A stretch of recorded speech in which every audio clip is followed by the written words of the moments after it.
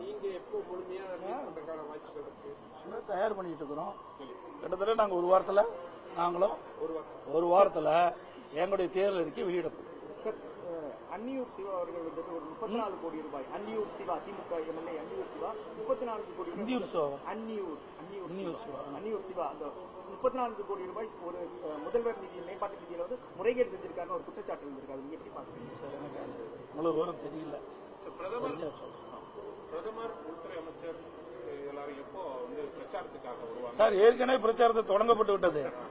AIADMK speedo போயிட்டு இருக்குது, express வேகத்துல போயிட்டு இருக்குது. தேர்தல் பிரச்சாரம் ஏற்கனவே பாரத பிரதமர் 3 முறை தமிழ்நாட்டுக்கு வந்து மதுராந்தகம் 1, மதுரை 1, திருச்சி 1 ஆக 3 இடங்களில பிரம்மாண்டமான தேர்தல் பிரச்சார கூட்டம் நடைபெற்று மேலும் தேர்தல் அறிவிக்கப்பட்டிருக்குது. பல மாநிலத்தில் தேர்தல் அறிவிச்சிருக்கிறாங்க. அதற்கு ஏற்றவாறு தமிழ்நாட்டுக்கு நிச்சயமாக வருவார்.